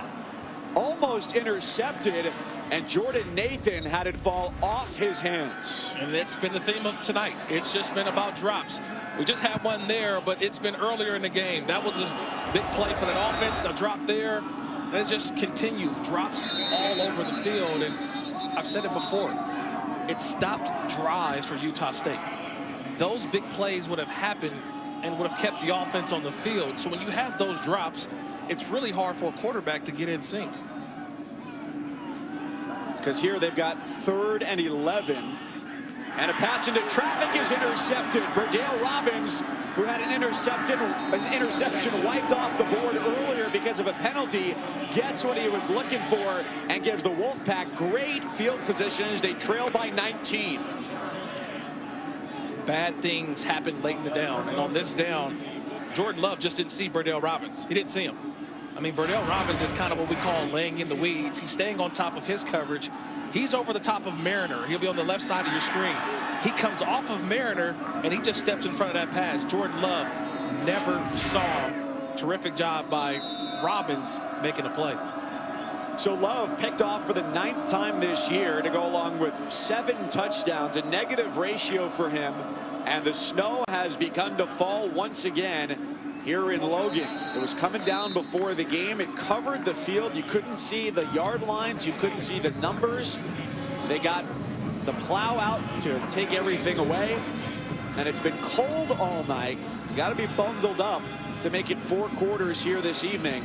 2nd down and 8 coming up. It's an interesting drive here, Mike. First drive for Nevada.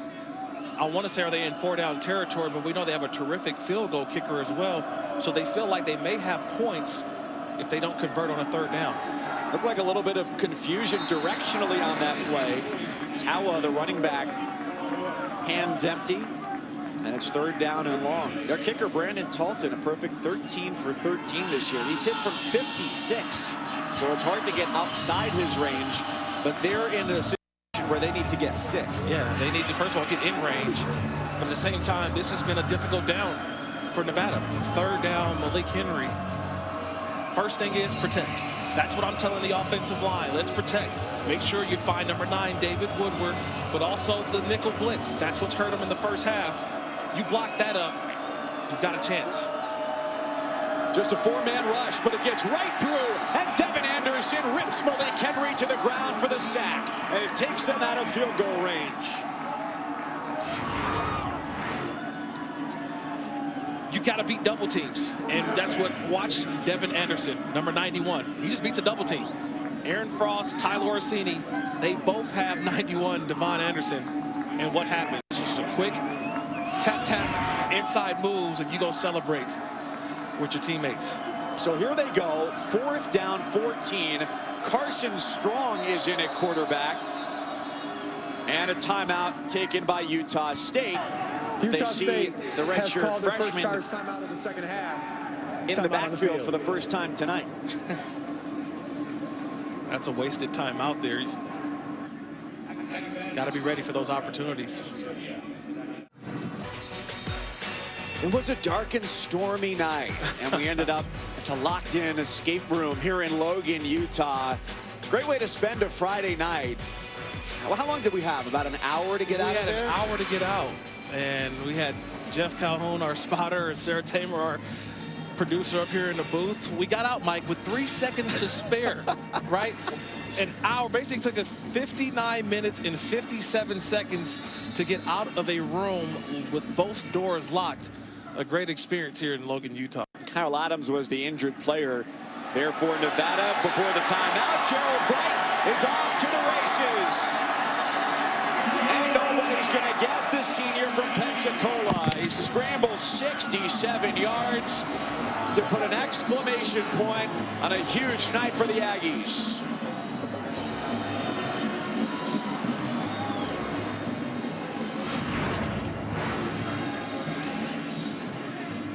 Just got to keep going at it, keep getting at it, keep getting at it, and hopefully you pop one. And Gerald Bright does that. Gets to the outside, great blocking up front. Austin Arnold tried his best, but the speed of Bright down the sideline for the touchdown. You know what I just thought of? It took us almost an hour to get out of the escape room. Yeah. It took Gerald Bright about 2 seconds to get down the field, 67 yards, and go for the touchdown.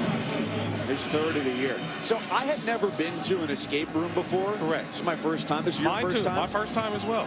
We had a guide in there, Tyler, who was with us. If not for Tyler, I don't know that we would have gotten one clue. I like to think that I'm a reasonably intelligent person. Neutral observers at home may disagree. Right. But that was really hard. Teamwork makes the dream work. I can definitely say that. So many clues. It's just a fun time, right? You know, you go different places. We get a chance to go every week on the road throughout the college football slate, and we always find interesting things to do. And that one was definitely a brain teaser for sure. You got numerical codes, locks that have letters on them, keys, hieroglyphics, A little bit of everything. a black light. I mean, that was challenging. Snow has started to fall again for the 3rd time tonight here in Logan. It was rain earlier in the day, snow pregame, and just some light sprinkles coming down. Let's take a look at our Fansville college football update. It's brought to you by Dr. Pepper. Illinois, the biggest upset in college football this year, 2nd biggest in the last 40 years in the Big Ten as they knock off Wisconsin, shake up the college football playoff picture. Penn State gets the win against Michigan, and Alabama late in that game. That was close against Tennessee, and a little bit of worry about the health of Tua Tagovailoa. Yeah, that's a worry, a big-time worry when you think about the SEC. Bama still has ahead of their schedule. That's an injury right now. When you look at the Heisman Trophy race right now, obviously Tua, I think, probably is in your top 3. I think Joe Burrow, LSU, he's in the top 3. And I mean, we turn on the highlights every day, and if Jalen Hurts is not in your top 3 as well for the Heisman, something may be wrong with you.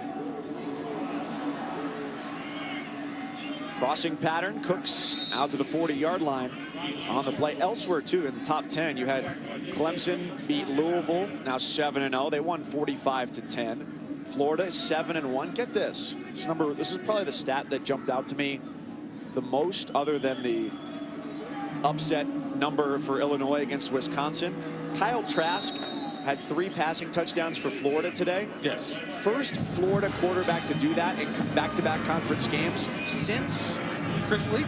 Rex Grossman in 2001. I was close. I was close. Wow.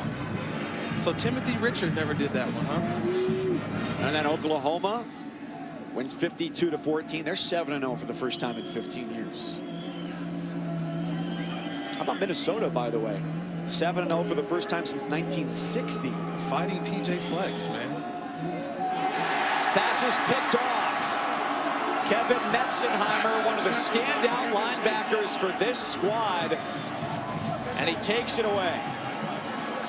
You can make that throw on the junior college level, but you can't make that throw on the FBS. Throwing across the field, back across, sometimes you got to know when the journey's over. That time he tried to set up, but that's an experienced linebacker. I talked about it earlier, this tandem, this duo of linebackers of Woodward and Metzenheimer.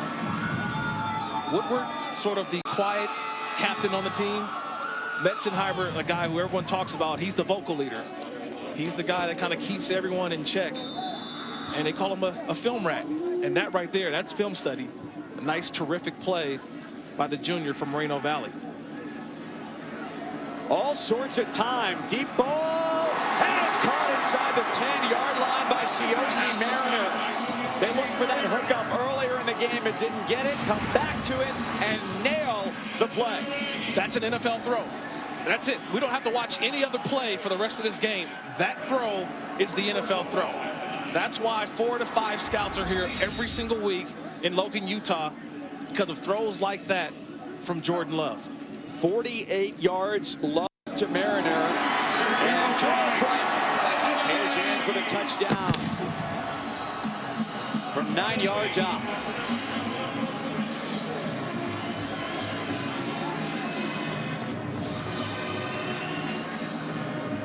Three plays on the last touchdown drive, just 2 on this one.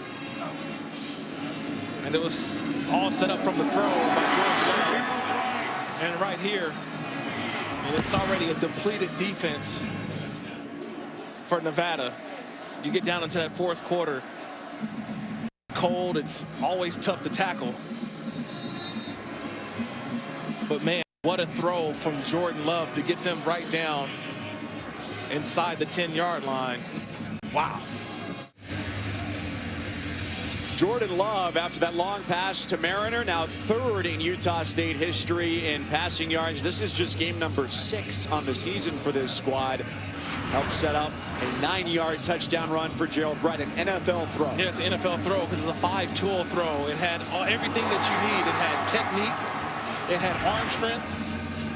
It had looking off the safety. It had ball split. It had ball placement. But then most importantly, to me, that's a big-time throw, Mike. That's the NFL scouts are going to come in here, and they're going to look at this game. And look, you probably want the best statistically for Jordan Love, but, man, outstanding throw.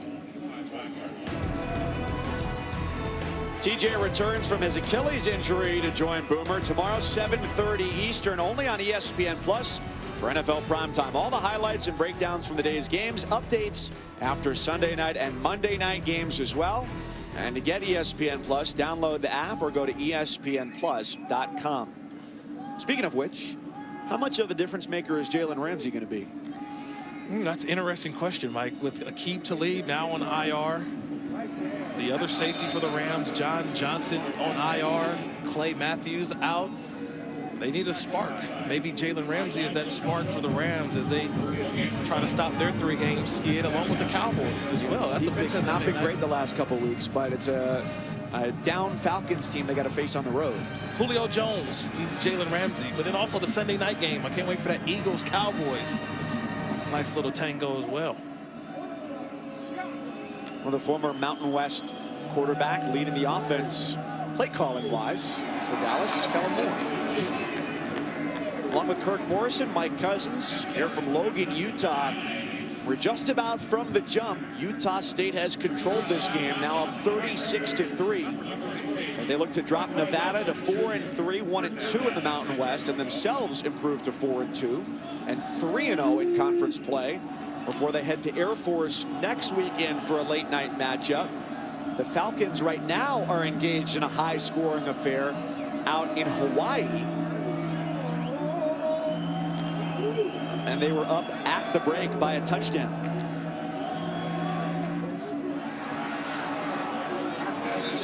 Coverage defensively perhaps a little bit too tight there as the flag gets thrown with the pass intended for Lee.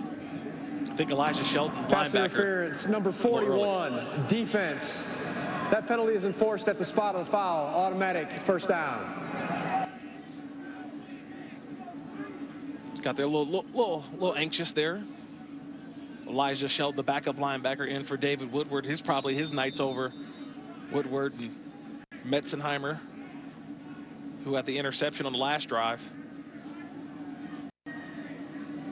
You were talking a little bit about how Metzenheimer is the smartest guy in the room for the linebackers. Woodward is the guy who can make just about any play. And that reminded you a little bit of your playing days when you played linebacker. Yeah, absolutely. Because there's one thing, look, as a leader of the team, you carry yourself a certain way. As a captain of a team, you carry yourself a certain way. But then there's always guys who are enforcers, right? Metzenheimer is the enforcer, right? That's who 33 is.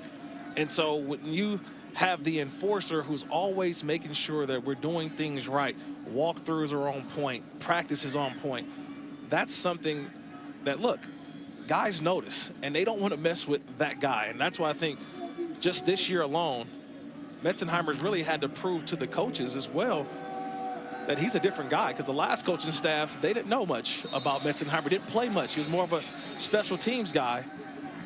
But it's kind of been a clean slate for a lot of players for Gary Anderson. Coming in, new head coach. And that was a question that I asked Gary was, what's the buy-in? Because everyone kept saying about culture here. Culture. And that's what Gary Anderson wanted to bring, what he sort of built when he was here the first time. Ineligible player on the offense, number 15, went downfield and was covered up. 5-yard penalty, still second down. 13th penalty of the night against Nevada. And as Gary Anderson came back here for his second stint as the head coach at Utah State, now overall his 5th season, stops in between Wisconsin, Oregon State, where he left $12 million on the table as the head coach at Oregon State. I mean, any of us would be so lucky to have the option to leave $12 million on the table, right? But his point of emphasis in returning here was this was the place that he feels most comfortable and where he wants to be, because he said for him and his wife, football has given them so much. Now, he's only 55 years old, relatively young, you know, but this could be his last coaching stop. You want to retire around the age of 60, whatever. He didn't say anything. I'm just saying for the sake of a hypothetical. But he wants to give back to players. He wants to be a coach, but also a mentor to guys, because for him now, obviously, if you can afford to leave $12 million on the table, it's not about how much money you're making, how much prestige you're earning. It's about the impact you're making on the lives of the people on your football team. That's a powerful throw to the sideline, but it's intercepted. There is a flag thrown on the backside of the play. So hold everything on the return to the 25-yard line.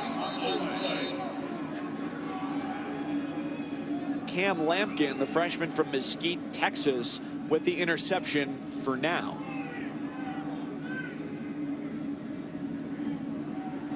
Pass interference, number 21, defense. 15-yard penalty and an automatic first down. Andre Grayson, the nickel, called for pass interference. You can't grab when you get down the field. And that's Grayson grabbing Fossum, and that creates the interception. Yes, there is no gray area on that play for Grayson. That's a good job by the officials seeing that. But we were always told, Mike, when you're going against the opposition, they've got white jerseys, you try to wear white gloves so it kind of blends in a little bit. That's how you get away with the holds, hopefully. It's our 4th quarter tutorial, how to cheat at football by Kirk Morrison. I'm not saying cheat, but you know what? You get a little handsy. You know, you get a little physical. But those are the ones that are kind of playing this day when you hold on to a guy. You see that tug of the jersey, and look, you see Gary Anderson again there. He's had to do some spring cleaning, I would say, at his home here in Logan, Utah. That was, I wouldn't call it a frat house, but a lot of former players. Well, he said his sons lived there while he was gone. All 3 of them went to school here at Utah State. Would you ever consider writing a book about how to get away with small rules violations? Because you'd be the second person in the building tonight to have published a football book. Did you know that? I did know that. Yeah, Jay Norvell, the head coach at Nevada, the complete wide receiver, available presumably at fine booksellers everywhere, but at least as far as I look, on Amazon as well. Yeah, was able to coach, I think, a couple of Hall of Famers. One for sure, Marvin Harrison. Reggie Wayne, I think at some point will get a call from the Hall of Fame and be inducted. So to me right now, when you look at guys writing books, look, Jay Norvell, I think you bought that book this week as well. Available for Prime shipping. There also, it is. by the way. The art of the wide receiver. Got a couple plane trips a week. I'm always up for a little good reading.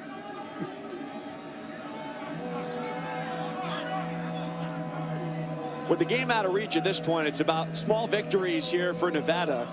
They got 3 points on their opening drive and sitting just shy of 300 total yards on the night. But it's been 13 penalties for 111 yards that have detracted from their effort.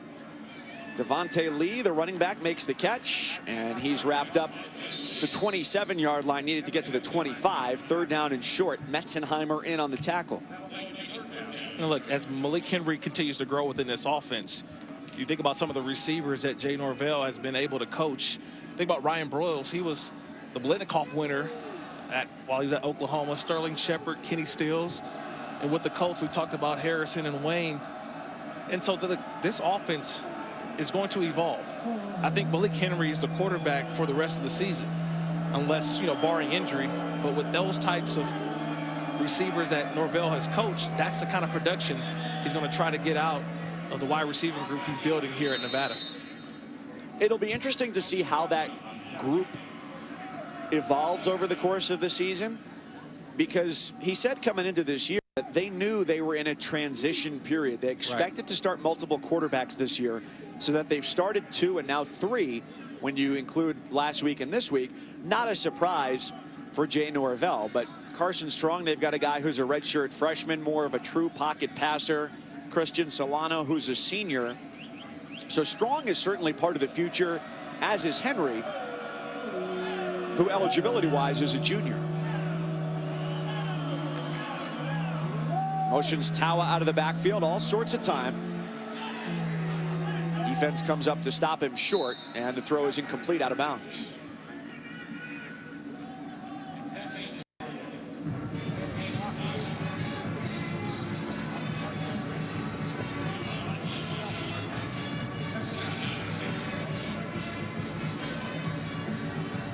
I think you love the story of Malik Henry in terms of having another opportunity, right?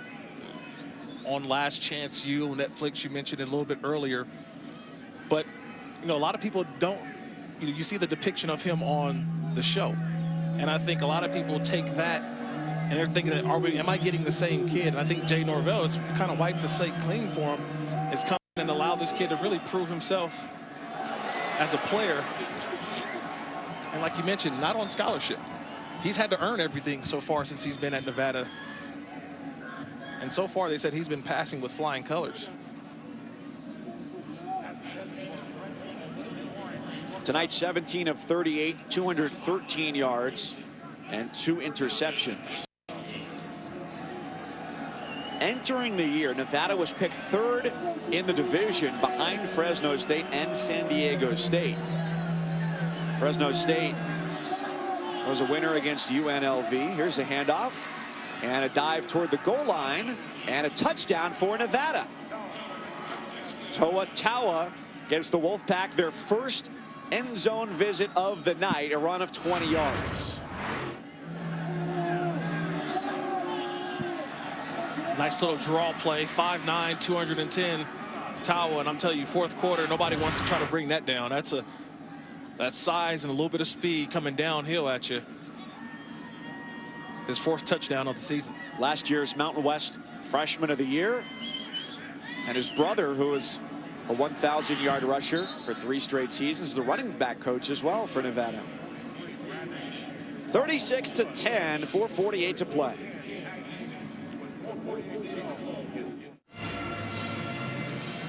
Next Saturday in prime time on ABC, it'll be Notre Dame and Michigan, 7:30 Eastern, 4:30 Pacific. Not only can you find it on ABC, but it travels with you wherever you may roam on your college football Saturday on the ESPN app, as Notre Dame will look to get its first win in Ann Arbor since 2005. Meanwhile, as Nevada and Utah State square off for the first time since 2016, it's been all Aggies today. 3-2 on the year, 2-0 in Mountain West play. Gerald Bright, a couple of touchdown runs. Jordan Love, another touchdown pass. Kickoff return for a touchdown for Savon Scarver, 101 yards. And a short kick, loose ball. Be careful, got to fall on top of that one. The live ball after Nevada's first touchdown on a run from Toa Taua.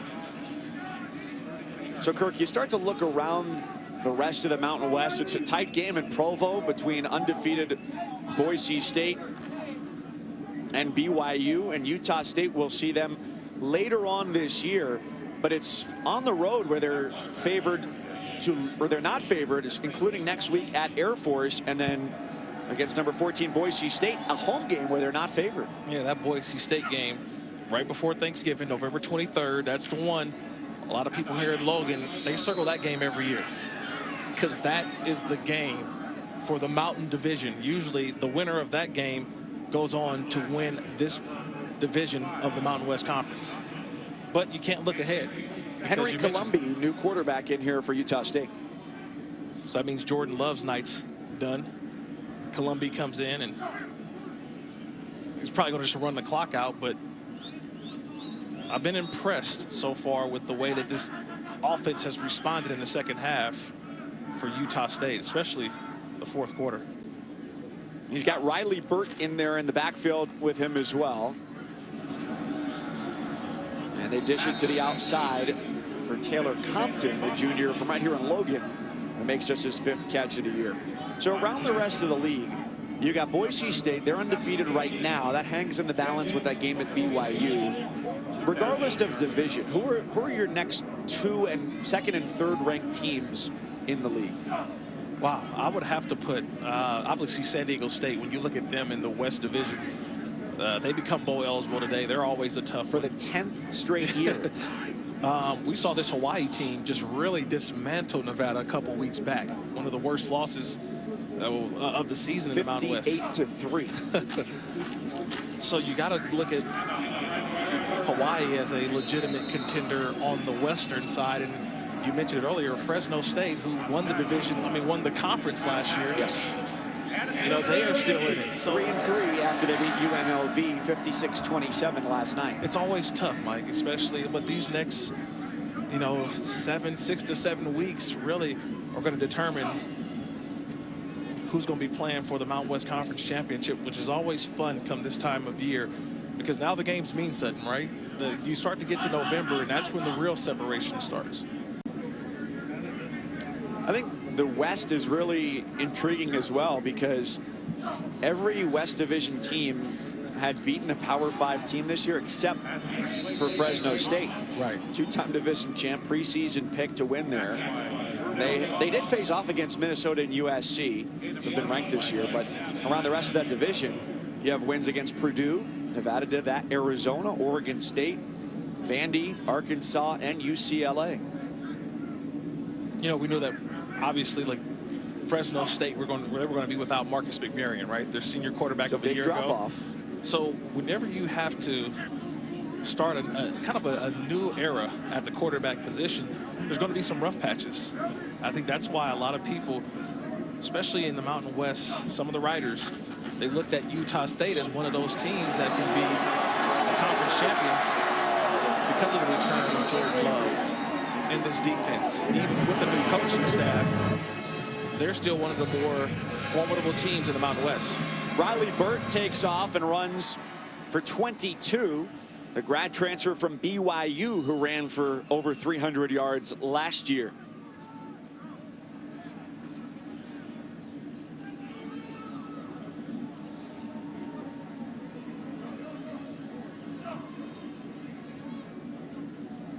So Columbia in to wind out the final moments of this game. Had thrown just 10 passes coming into action.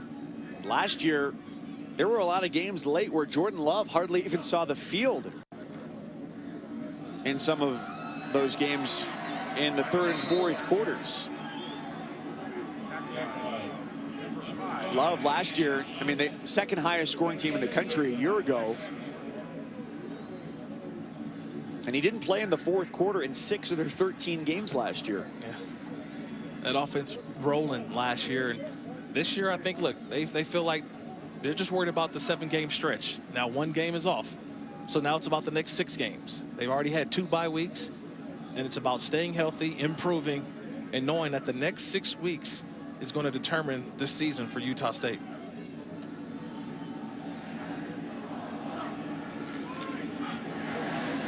And their opponent next week on the road, Air Force, right now just underway 4th quarter out in Hawaii, up 35-26. It's a couple of 4-2 teams right there.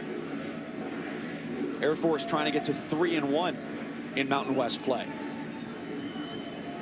And Utah State, although it wasn't always pretty on offense, a perfect 3-0 in the Mountain West. They accomplished what they wanted to, right? They got the win. They move on. Hopefully stay healthy. But like you mentioned, Mike, the games just keep getting bigger next week at Air Force. So they continue their winning streak here at home. 10 straight for Kirk Morrison and our entire crew. I'm Mike Cousins. Our final score, 36-10. We say so long from Logan. More football. It's on to Mississippi.